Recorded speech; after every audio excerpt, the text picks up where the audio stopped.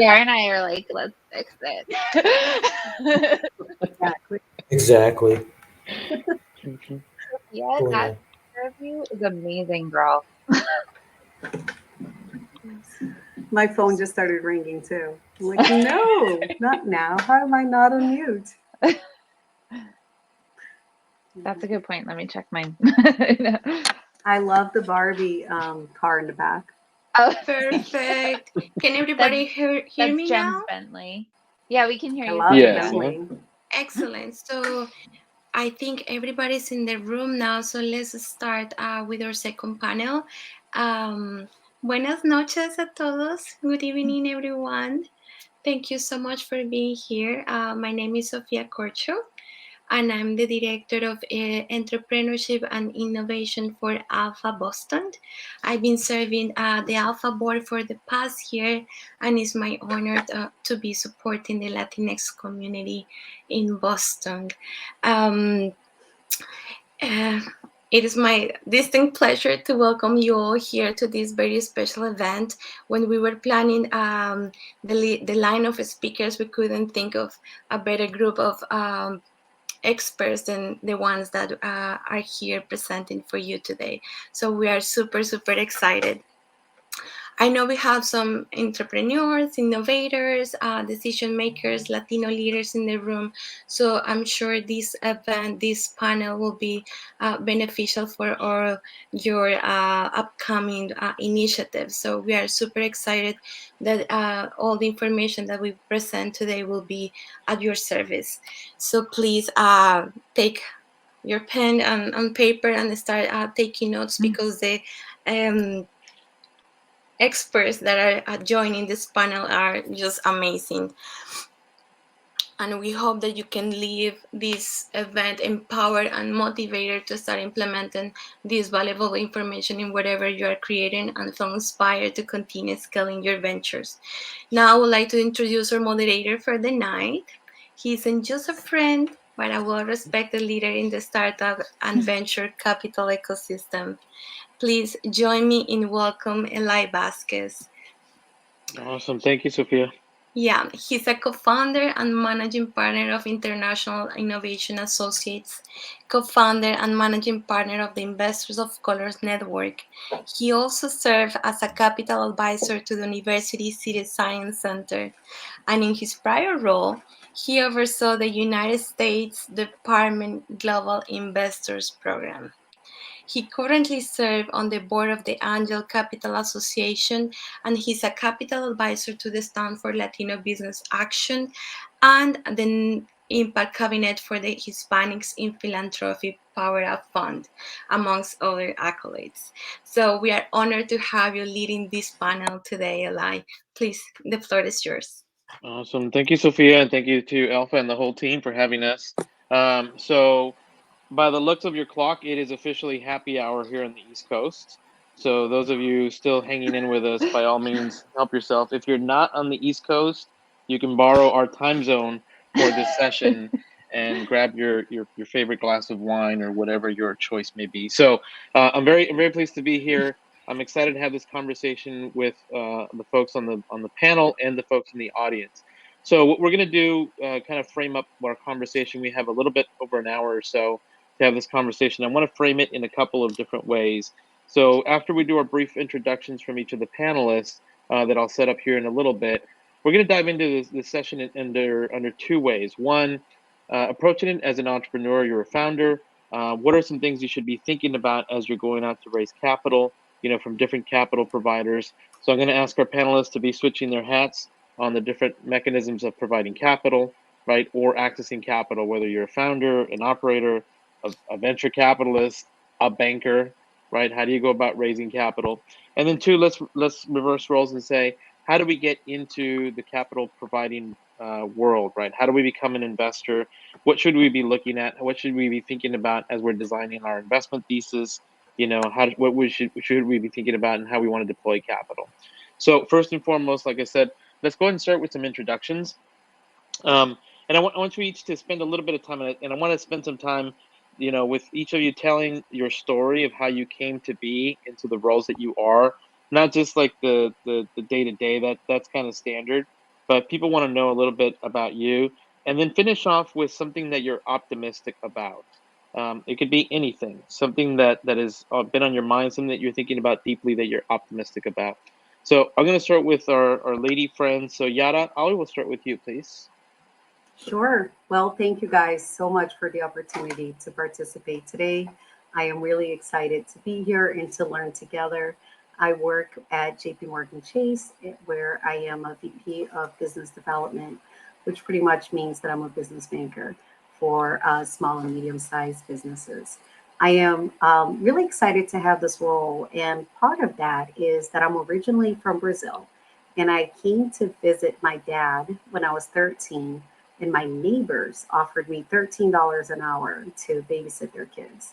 And I fell in love with the idea that I could have my own little business and that I could create my future, and just harassed my mom until she allowed me to at least finish high school and eventually finish college here in the US. And I've just been really happy to be here and been a part of supporting entrepreneurs and being an entrepreneur myself.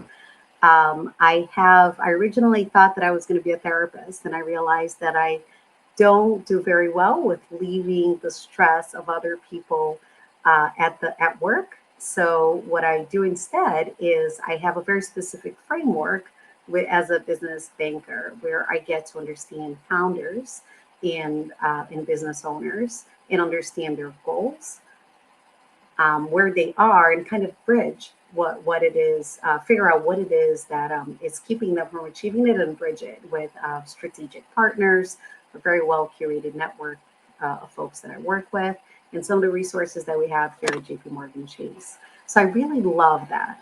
My journey before I came to JP Morgan Chase included leading national expansion strategies for Starbucks and Santander, then Capital One. And then I took a break and I worked as a controller for small and medium sized business, doing bookkeeping and controller work, so, with my own business, which is something that my husband and I still have. So right now I support business owners and startup companies as well, that either have done a seed round of 350,000 or have revenues from 1 million to 20 million and up. What I am really excited right now is seeing how people are choosing to take a leap of faith into being entrepreneurs and saying no to bad opportunities and choosing to be creative instead. So that has been just wide opening, eye opening for me to see the level of creativity and risk, educated risk, and hustle that I see people all around me bring. So that has been a fantastic experience out of this last year and a half. Really happy to be here today. Thank you. And what are you most optimistic about right now? Yeah. I am really optimistic right now. I've been meeting with CDFIs, and we'll Yeah. get into a little bit about banking and some of the challenges that we have between people being when they're pre-bankable and getting to work with the bank. So I've the strategic relationships that I'm building with local CDFIs that can help businesses that are just shy of being able to work with us. So Yeah. the ability to really help just about anyone who has an existing business has me up at night in a really good way, where my brain is just racing, thinking about I want to make this introduction, that introduction. So that's been fantastic. That's awesome. Yeah, CDFIs are just it's a hot topic right now. Jennifer, you and I have crossed paths virtually in a lot of different ways, and we finally got a chance to meet a few weeks ago. So I'll turn it over to you for your introduction. I know I was hoping to sit down with you at that event, and I did like the fly through. So Yep, sorry, it's all I good. had kid pickup. So I'm Jennifer Mendoza. I'm a co-founder and general partner at Mendoza Ventures. We are the first Latinx founded VC firm on the East Coast. I co-founded it with my partner Adrian Mendoza, who's LA Mexican, um, and so I think we're one of the only VCs that like make tamales for our founders. That's influenced our company in a lot of different ways. Um, and I got here through doing enterprise sales and marketing for very large scale brands, and doing large construction interventions, and really was empowered by how much you can incentivize cultural change when you're holding $750,000 under someone's nose. And so I became a venture capitalist. It's a lot easier to diversify a founding team when money hinges on that happening or not happening. And so I became a VC because my ability to create a more equitable workplace doing this job was far more impactful than my ability to do it doing any other job. And so that's why we started the firm. We're on our second fund, and 75% of this fund has gone to women, people of color, or immigrants in the CEO role. Excellent. It's incredible. And what are you most optimistic about? Oh, I'm having a good week, so uh, I'm optimistic about a lot. You should ask me in the morning before my coffee. All good. There's a lot happening in venture capital now. There's a lot of emerging managers that are coming out in venture capital and having funds, which it's a lot easier to start a venture capital fund than it ever has been before. Not that it's ever easy, especially for women and people of color, but now there are tools and things that you can use that were not available when we started our firm. And that the ripple effects of that change is just starting to happen. So I had two phone calls with different firms today, and one of them was about a firm that's investing in founders of color on the West Coast and how can we work together. And then the other thing that came out this week is that Cap Table Coalition deployed $16 million from diverse funders in 100 days, which is, I don't know if that could happen before. That's amazing. And a huge shout out to Synovio and his whole team for pulling all that together. And so that the ripple effects of that change of these emerging managers coming into the market and the signs that this is not just a blip in a reaction to a cultural moment, that these people are here to stay, is starting to come out. And that's a really exciting thing to be pumped about. I agree. So much to talk about. Just that could be a session in of itself. Steve, it's good to see you. I'll turn the floor over to you for your introduction. Thank you so much. Yeah, I love that Sanofer has the whiteboard. She's got the dog. I love that. It's like the unofficial mascot. You can tell I've been smiling almost this entire time. I love startups. I've been a part of the startup ecosystem for a pretty long time. I didn't think I was going to get involved in it, but I just sort of fell into it and fell in love with it. I thought I was going to be a doctor.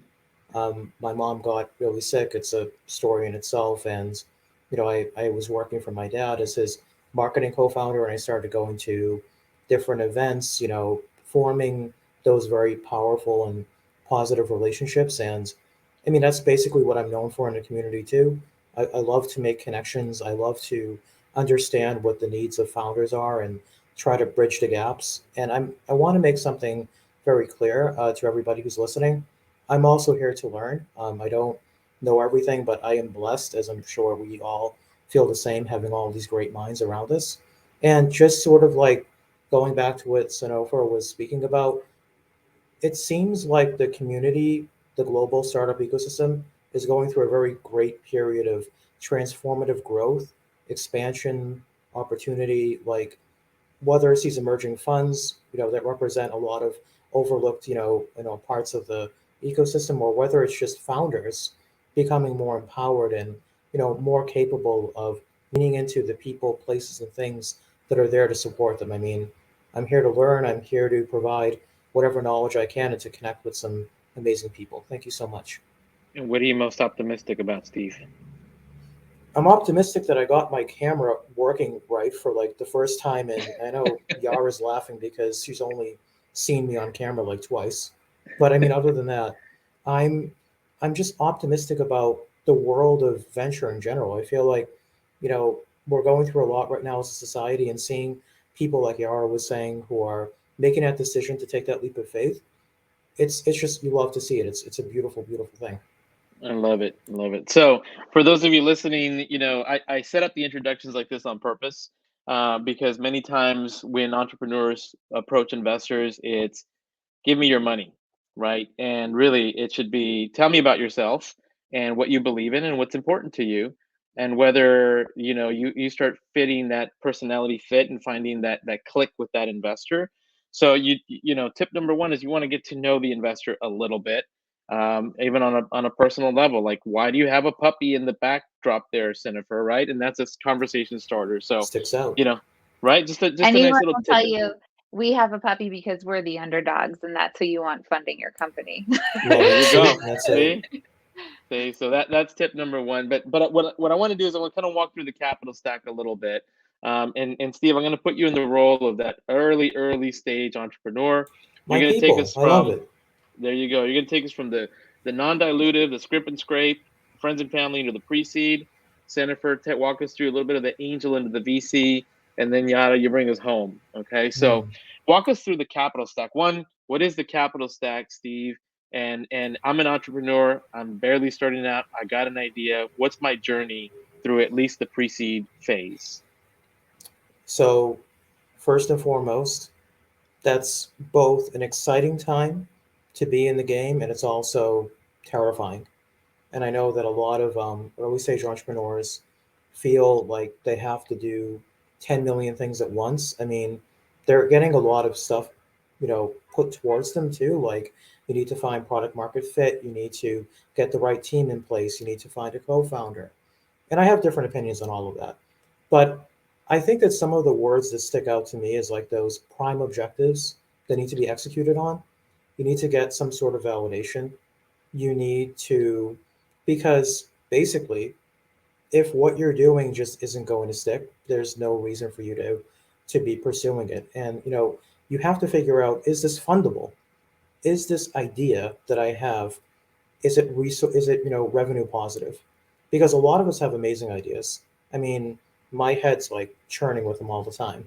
But we have to be very deliberate and very focused. So early stage founders too have a tendency to, when they're working on things, feel like they have to do it all by themselves. So one of the best things I feel like early founders can do in that crucial period is seek out people like the people on this panel, to the broader startup community, people of trust, and start to, try to get an understanding of like how to connect and how to, go from there. That's my initial thoughts.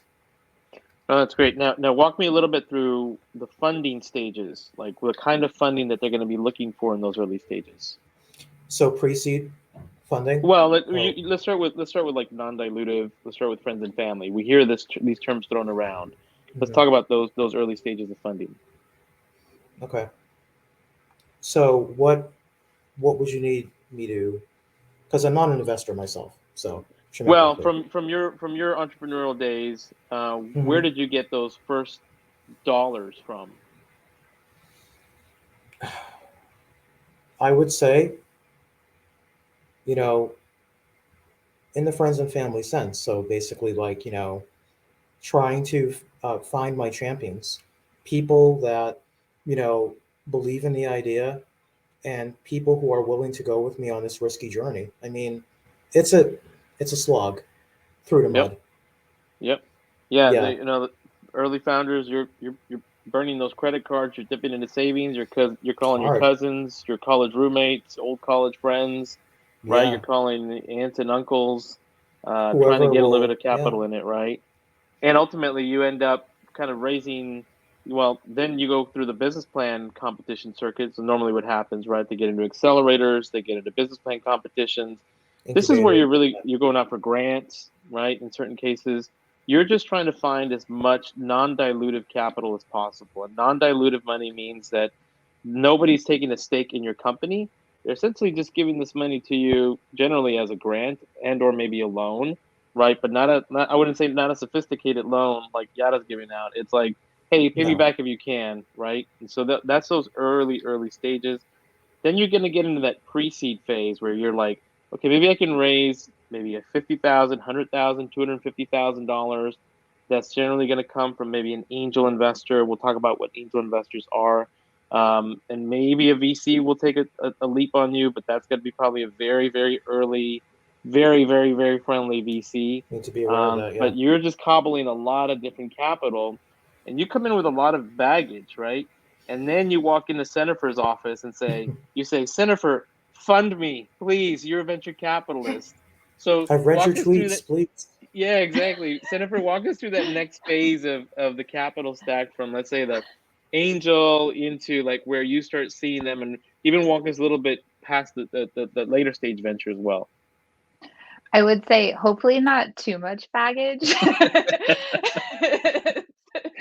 Um, we do see that sometimes, but we try not to, investors are human too, and if it's too baggagey, we're gonna get turned off. So Yep. we'll back away slowly. Um, Yep. so I would also say, to add to what you guys said about that scrappy early mode, product market fit with investors is also a thing. So VCs are looking for venture capital level returns. We're very comfortable with risk, but we're also looking to 10x our money, which Yara can't do, or she'll be a shark. That would be mean. And so we're okay with the risk, but we also do have to see that at some point money will come back out of this business at us to share with our investors. And that friends and family round, I think, especially my co-founder is Mexican American. This is our fourth business together. When we went to market with our first startup, we said we raised a friends and family round. They didn't need to know that the friends and family was him and me, and that Hmm. we cut our paychecks in half and lived on half of our paychecks and put the rest of the money into the business. And you can write yourself into your own business as an investor if you do that, to get a little bit more leg room out of your cap table. So don't feel like you have to have that support network in place to have a startup. If you're comfortable with the risk, you can do it on your own. So I just wanted to throw that out there. And then you get to me, and I am a shark. And so we take equity in the businesses that we invest in, and we give about 500,000 to 750,000 to start for that equity. We do pre-seed and seed. What we look for at that stage is that you have either raised a friends and family round or gotten a customer. What we're really looking for is that you've talked someone other than Nana into funding your business. Like, we want to see that someone who doesn't have an emotional investment in you personally has given you money for this idea. That's a big one for us. We look for diversity on the founding team, and that can look like a lot of different things.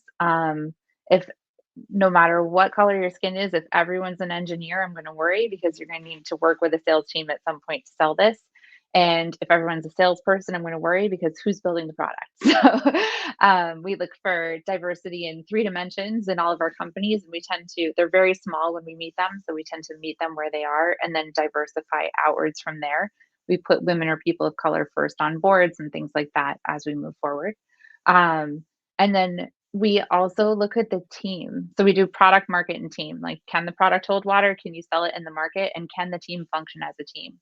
We do 2 to 3 months of diligence on the startups that we invest in. And a lot of what we're looking at over that time is, how does this team work together? Do they ask for help when something breaks, or do they try and make it look like it's okay before the next board meeting? And Hmm. so we vet out those different things. And then a seed round now, we're in a bit of a frothy market, which means things are exciting and valuations are high and there's a lot of money flying around. So a seed round now is usually 2 to 3 million on a 6 to $15 million valuation, which is not what it was 2 years ago. But we are Bostonian investors, so the stereotypes are a little bit true. We're a little bit more conservative. And so we're not jumping in on the 30 and $40 million valuations that we're seeing on the West Coast. And so that's what we do. And then hopefully after a couple of years with us, or a year with us, we have grown the company enough that you have customers, you have revenue, and all those nice things. And really, any one of those levers you can raise money on downstream, depending on what you're looking to do. Yeah, that's great. So I'd like for you to kind of define a few terms, because this is now VC school with Center for Mendoza. Yeah, What is a cap? sorry. What is a cap table? Mhm. What are rounds? Right? Where does pre-seed and all that fit? And what is an investment thesis? Okay. So a cap table is who owns what in your company. It's basically like it's the title like you would have for your house or your car for your company. And so it says, like, let's say Eli and I were partners, it would say Eli owns 50% and Jennifer owns 50%. And that would be our cap table. So the reason that a cap table becomes really important in venture capital is that if you give too much of the company out too soon, there's nothing left for people to buy later. So you either have to start taking shares away from people, or you can do all sorts of tricks to basically like say that 100% is now 30%, but that's evil and we don't like to do that. You know? Yep. And so there's lots of tricks that you can do to repair a cap table. I would say one of the things to look out for in the early stages is giving up either too much of your company or to too many people who aren't helping. If someone hasn't given you money or really valuable time or customers, do not give them equity in your company. That is a friend, that is not an investor. That's true. That's that. And then what was the third one, Eli? What the rounds, like when we talk about Oh, rounds, can you break down what rounds are? so a round of funding is a formal situation where you take money into your company. So a friends and family round is first money in. That's followed by a pre-seed or seed round, which is we think we have something, but we're going to put some money to it and see what happens.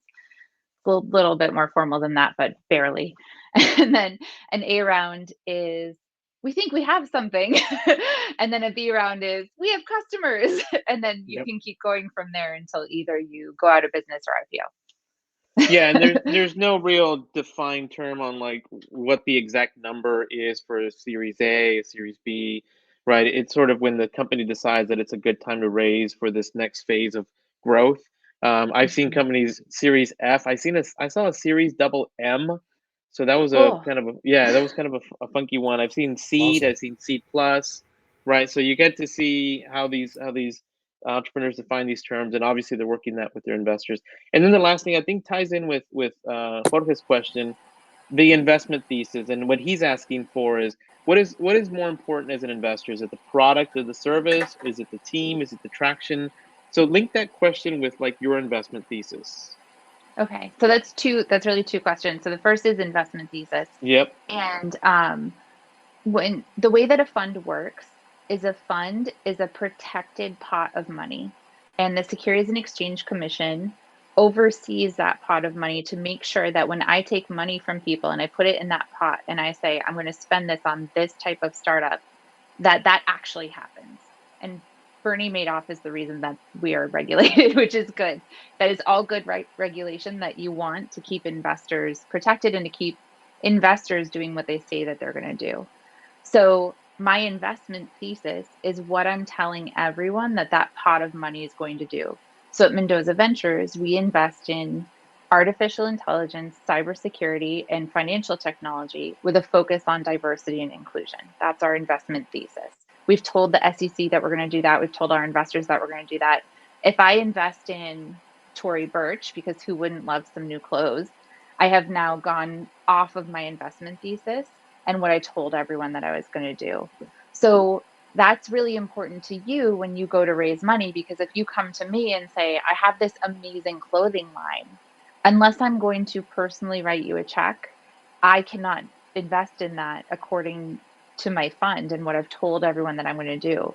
So you can save yourself a lot of time and energy by looking at the VCs that you want to approach and that you want to work with and see what they are actually investing in and what their current funds. Every fund registration is, if you Google SEC registration and the name of the fund or the VC, you'll see what their funds are current, and you can see if it's a fit for what you have or not. So you can save yourself a lot of time and a lot of frustration by doing that before you approach an investor.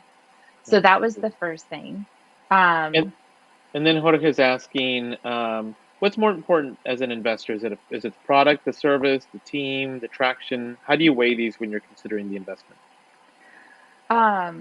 It really depends. I think, saying that everything depends on the startup feels like an easy way out, but it kind of does. So in general, we look at three things. We look at product, we look at market, we look at team. Because if you have a great product for a great market and a team that fights with each other for 5 days a week, you can't execute on that. It is a long-term commitment to invest in a startup, and it's a long-term commitment to accept someone onto your cap table as a venture capitalist. And so you need to make sure that that partnership really works. And so for us, it really has to be those three things. We have been flexible on our rules. I've invested in one pre-product company, but he had the regulation part down, and that was the harder part of that company. And I could sell the regulatory framework. If you stopped coding, I knew that I could still make money on this company. Mhm. So when we're flexible on one of those things, it's a really intentional decision. And we also wrote him a much smaller check than we usually do because we knew that we were taking more risk. So you really want to have those three things hammered out, because the world will throw enough at you with a startup that if you're not solid on those three things, you won't make it. Yep, absolutely. And then before turn it over to you, Yara, just really quickly, Jorge, your question: why are there so many series rounds? It really depends on the growth trajectory of the company. There could be changes in the market. They may have certain investors that want to guide it in a certain different way. So again, it's sort of something that is dependent on the technology, dependent on the sector, dependent on the founder. It's the law school answer, is it depends, right? And so as an investor, as an entrepreneur, you want to be thinking about what are the key milestones that you want to achieve in your growth trajectory, and what's that exit going to look like for you, or what does growth look like for you. So now you're in that stage where you're like, I think I should be approaching banks. When is it too early? When is it too late? Is there ever a good time? Is there ever a bad time? Yada, walk us through that process of what the lending market looks like for small startups and through their growth cycle. Yes, thank you so much. And I'm so happy to have this conversation, since often people come to me at times that it may be a little bit too early, depending on the industry. So, generally, something that's helpful to know about banks is that, contrary to VC firms, we are actually looking for pretty low return on our investments. We're going to give you a loan that's somewhere around 2 or 3% over treasury. So we are not looking for exponential growth. We are actually pretty terrified if you're going to tell us that you're going to have exponential growth, because that means a lot of risk. We're just not sure that you're going to be able to create all the systems to try something else at a different market. So we are extremely conservative. The way that we look at kind of aligning with just what Sanofer was talking about is that we look for 5 different things, which we call the 5 C's of credit. So we look for your capacity, which is your ability to pay the debt back. We look at how much capital you have in hand, on the personal side and on the business. So until you get to a level that your business can cash flow the loan without any personal guarantees, you're really looking into some pretty big numbers. I'd say that I start seeing that when the revenues are somewhere around 50 million. So you really are pretty high up by the time that you don't need a personal guarantee. So we're looking at your ability to pay us back. We're looking at all of your collateral. And when we're looking at collateral, we can't really sell things that are ideas and goodwill that are extremely important, but we can't really resell that. So that's something to look into. And the last one is character. And character for us is another word for credit, because to a bank, your credit history is when you borrow money from an institution like ours, historically, how often do you pay back in time? So that is a different way that not everyone understands. So when you're working with the bank, it's really important that you, first off, I like to look at banks, and this is obviously just a little bit of an experience working now at JP Morgan Chase, but also giving you overview of how it usually works. Because we're regulated by Reg B, if you go and you speak to a bank and they ask you, and you ask a banker, and you have revenues that are 1 million, and some banks like us, we're super risk averse, so we extend the regulation B, which means we cannot turn it down for credit or discourage people from credit, all the way up to 10 million in revenue. So if you go to your bank and you say, hey, here's my idea, do you think I should apply? Everyone should know that the only legal answer is yes. Even if you fall outside of the credit box that we have to tell you yes. So that's really important for people to know, because sometimes you're disappointed that you were turned down. A really good question is, financial institution, so pick a banker they like and say, what is the credit box that you have? And it changes a little bit. Let's say that for my portfolio as an officer or my group, we have taken a really big risk on a company that we really like the founders. They have one tough year, but they have a lot of money on their personal side. They have a history of paying things back. But in the last year, COVID really hit their business. So we rated them as a risk, someone that's really risking our portfolio. That means the next few loans that we're going to take, our risk appetite is going to be different. So what I'm trying to say with all of this data is pick a banker that you really like and build a relationship and make sure that your conversation is what do I need to do to get to that? So most banks are cash flow lenders. That means that you have to have a business that for the last 2 years can cash flow the loan that you're asking for. And usually for every dollar that you are asking for, we need you to have about $1.20 or up to $1.40, depending on the bank, to get money from us. Some banks are SBA lenders, like Chase is actually one of the biggest ones. And that means that if you fall short in one of the five C's that I mentioned, we can have the SBA guarantee the loan. It's still our money, it's not SBA money, but when folks default, then the SBA is able to not make us whole, but they cover it up. My biggest recommendation would be really work with a banker that can work with you in understanding their lending box and can collaborate with your CPA.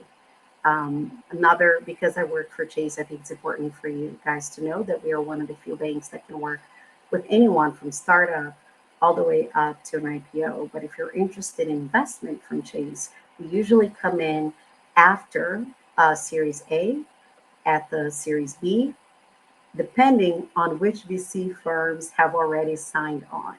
So it's really important for you to start building those relationships so that when you get those really big logos that are interested, then you can ask for the bank because even our investment team is still going to be super conservative. Does that answer the questions that you had, Eli? Yeah, that's super interesting. And so if I'm a solo entrepreneur, I'm a solo founder, I have an idea. If I walk into your office, is there some of those thresholds that you mentioned? Are those readily available somewhere on a website? Is that common practice? Is that specific to Chase?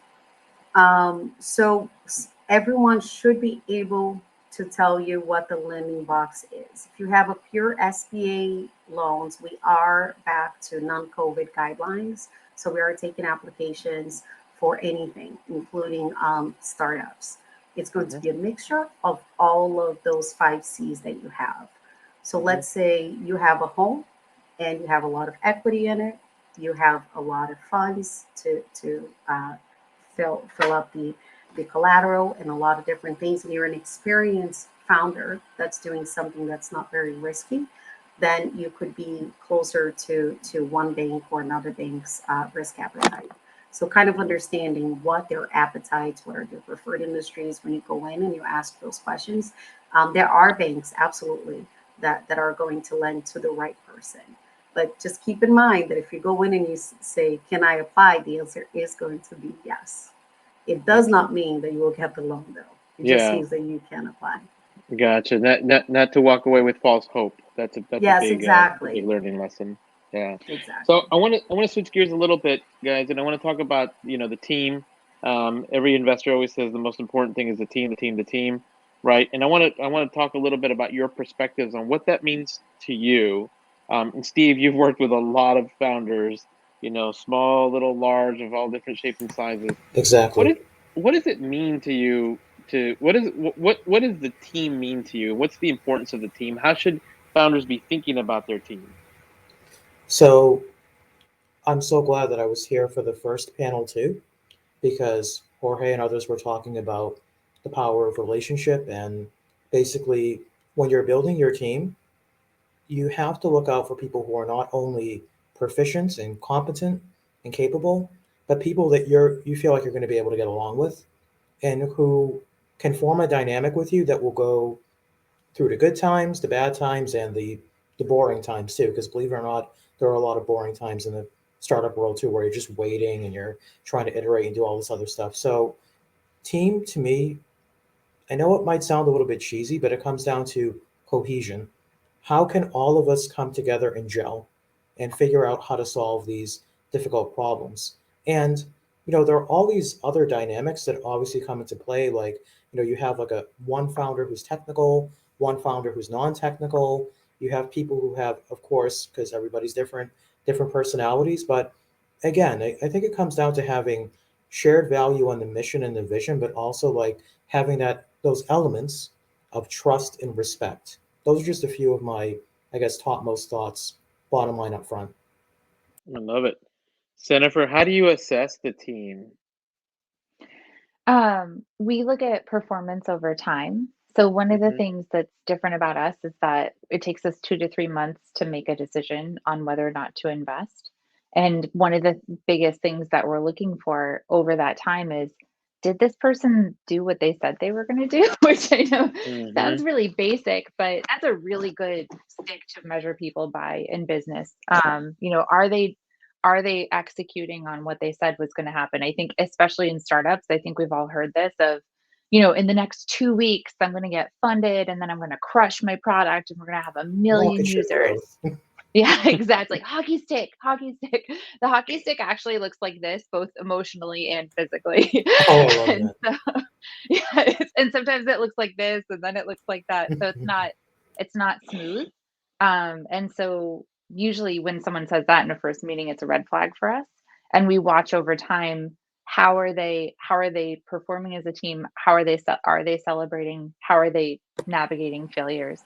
I think one of the things that we've learned to look for in that meeting is this someone that we want to have help us through our worst day and celebrate our best day with? And if it's not that person, it's not a good fit. And I know that that sounds like a really emotional vetting thing in business, but startups are all encompassing and it takes a lot of risk and a lot of time to make it happen. And so you will be celebrating and working through some tough times with these people. Yeah, I think when you mentioned the word time, we can answer this next question. What is the timeline, right? It all varies, but what is the timeline when preparing to raise capital? What considerations should you take into place? It takes a year. It takes a year to raise capital on average, from what I've seen, from start to finish. I know that you see all these stories in the media of, I raised a $20 million fund in 2 weeks. First of all, they've been working on that deck for 6 months. Yeah. And second Absolutely. of all, half of that was probably thank you money from the fund that they managed before. So those networks were already in place. It took us a Mhm. year to raise our first $1 million for our first startup. It took us almost a year to get to our first close for the fund, and I've seen it 9 ways to Sunday. It just always takes a year from start to finish. Yeah. And I would add to that, fundraising is a full-time job, right? And It's so, a it's your second job, yeah. yep, yep. And so the founders need to realize how that role and that time is going to be managed as a CEO or whoever's doing the fundraising is doing that. Yada, what do you look for in a team? How do you vet them? Yeah, that is a fantastic question. So, one of the things that we are most worried about as a bank is continuity. Now, one of the things that I'd like to share just in my world, when loans are between 250 and 500, they're non-judgmental. So they're decided by a computer that will look at different things and spreads, and then you get an answer. When it gets to 500 and a million, then it is judgmental, and I get to build a narrative. Over 1 million, then it's really judgmental. And at that Mm. point, I am visiting you several times. I'm having conversations with your management team, and we're all going to vet you and make sure that we can build that. So I look for um, the perfect company has been through a recession and something that was off cycle, and they survived it.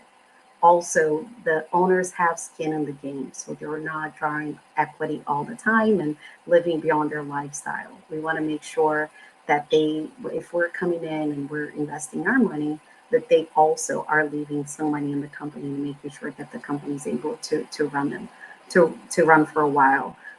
We also want to make sure that there is really a good relationship between the partners and that they're planning either an exit plan that sounds like if they leave, then that person is not too powerful, so that everything goes away. Let's say, very real example: if I have a software sales company and the CEO is responsible for most of the sales, and they're thinking about selling, and somebody else is coming in and acquiring that company, I would be very anxious in financing the acquisition of that, because even if there is a non-compete, are those customers going to still want to do business with that? So we look at concentration of the sales and really make sure that there's continuity there.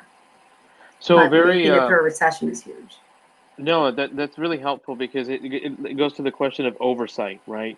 And I'm going to talk to Senator and Steve about their version of oversight from, riskier side, but talk about also about value add. Where does the banker come into play in adding value and supporting the startup beyond capital? Yes. So for me, over 70% of my portfolio is with startups, and they're not coming to me usually for lending. Now, I am getting them ready for lending at some point, so that conversation is happening because we happen to be a data company. Specifically at Chase, we have research that I can sell and that I can show them, not sell, that I can show them on what we think is happening within their world and provide them some advice. I also happen to have a curated network of professionals. So I am looking into what I call the treasury posture. One of the things that I say is that money that's taken away and stolen or fraud, whatever money goes away and reaches someone that it's not supposed to reach, that happens through banking. Always. There's no other way the money gets out of your company if you're a cashless company. So I am often having the conversation about what I call the treasury posture. So, what are all the different softwares that touch your money? What kind of security do you have around that so that if there is fraud, it doesn't become a founder problem because you didn't do everything the way you're supposed to? It becomes an insurance problem and it becomes a bank problem, but not yours. You're made whole. So, I'm often advising them around that and also talking to them about different contracts so that they're able to meet different lawyers and transfer liability. So I'm always protecting them and protecting their funds and introducing them to other people that are in that space of insuring liability, bringing insurance or lawyers that can help them through contracts. And often just really honestly introducing them to the right people. I think I a think really good connector anticipates issues and connects you to people that can solve whatever issues were identified.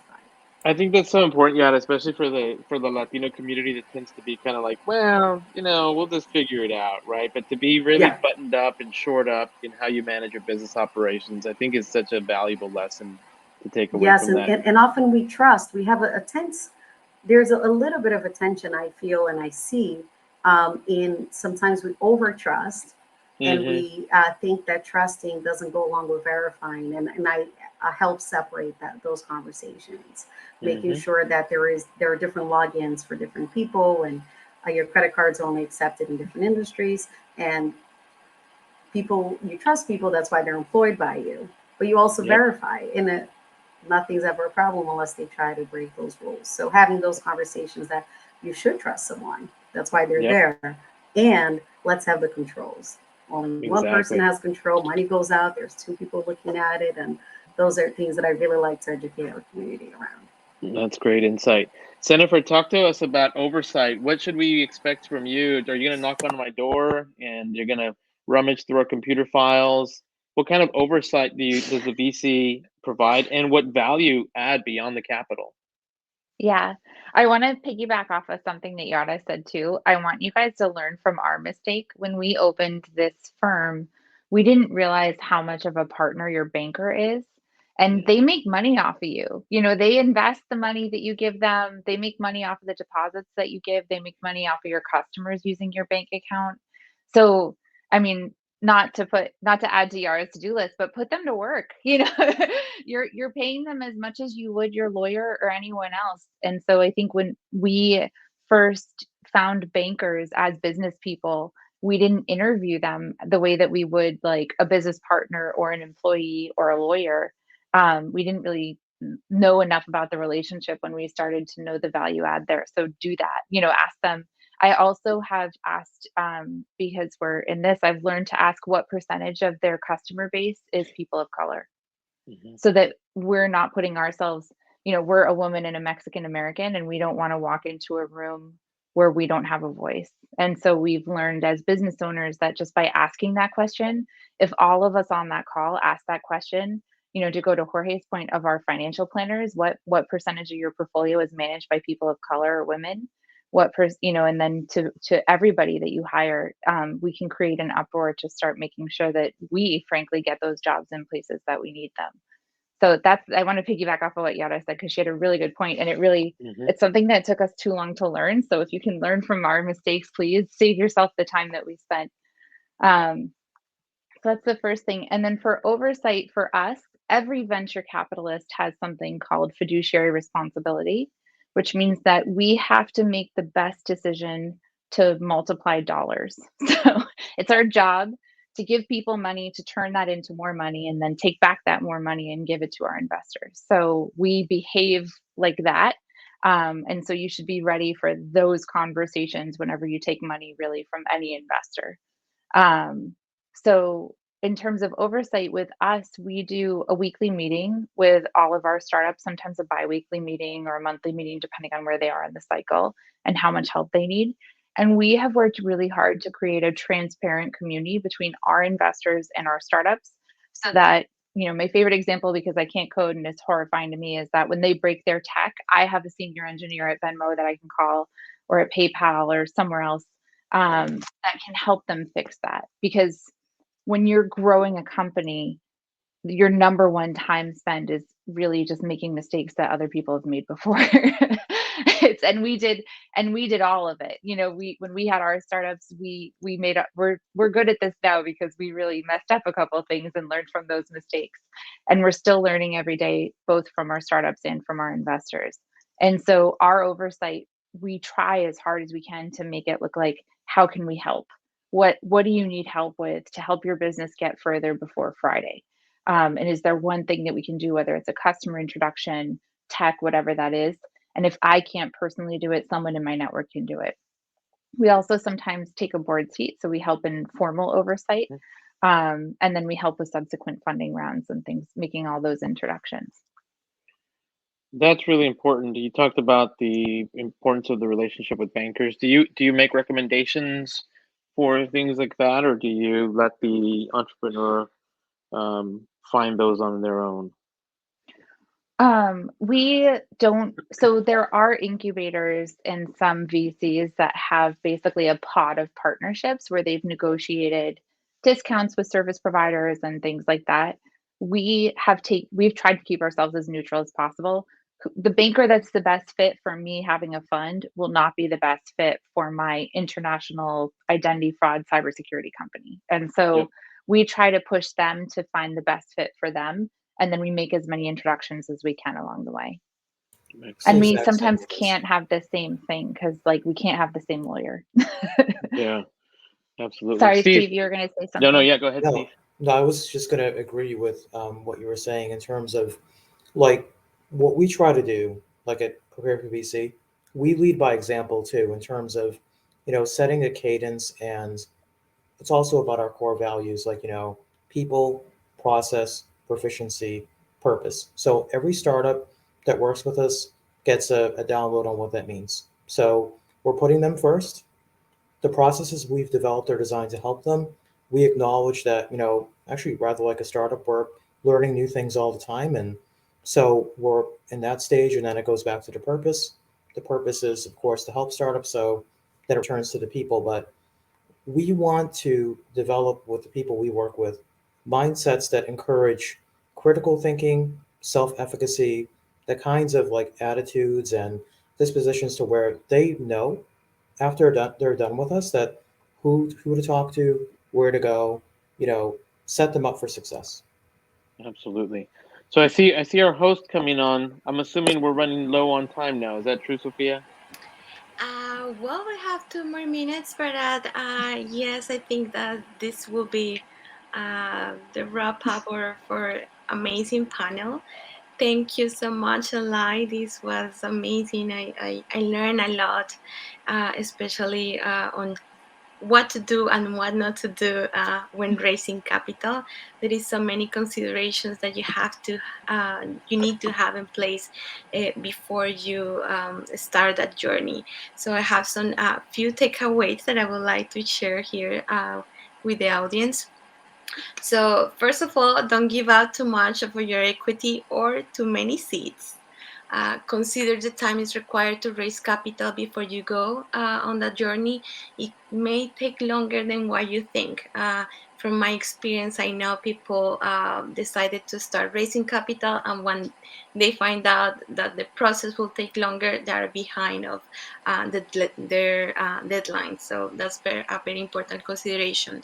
Be smart when choosing your advisors and look for the ones that can help you source some of the consulting costs for your company.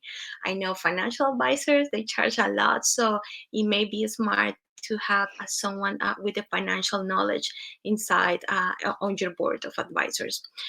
Legally prepare and protect you and your company. Yara, that was amazing. Yes, we don't tend to interview or lawyers, and we apply for applications and put our names everywhere, and we don't pay attention to how that can affect us at the long run. Interview your banks, your lawyers, investors. I said that before, and connect with the champions that share the same values and mission. I think this is something that Jennifer shared with us, and it made totally sense. There is a lot of investors out there.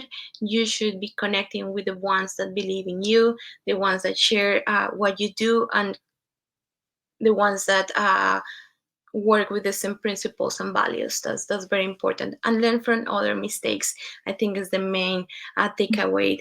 A lot of people went through the journey and through those hustles already, so there is no way for you to avoid making those mistakes for your company. So pay attention to what people do and how they did it. I think that's the smart way to do it. I want to thank all the speakers for being here today and sharing your wisdom with us. We are planning this event, and we couldn't think again of a better line of speakers. You are all amazing, and I personally think you are role models to the Latino entrepreneurs out there, and it's a pleasure to have you here today. For all of the people in the audience, please look for us on LinkedIn, ALPFA Entrepreneurs, and follow us so you can learn more about our programs, about our initiatives and events, and also in our social media accounts, Instagram, Facebook, and all of that. We would love to connect with you, and we would love to continue building that community of entrepreneurs in the Boston area. Thank you again for joining us today. Thank you, Lai. Thank you, Jennifer, Jara, and Steve. This been a pleasure to have you today in this event, and I'm very honored for your time and support. Thank you. Thank you, Sophia. Orale, Sofia. Good job today. Gracias. It's my Thank honor. you. Thank Good you. job, everybody. Great Thank you, job. everyone. Have a Take nice care. day. Bye bye. Bye bye.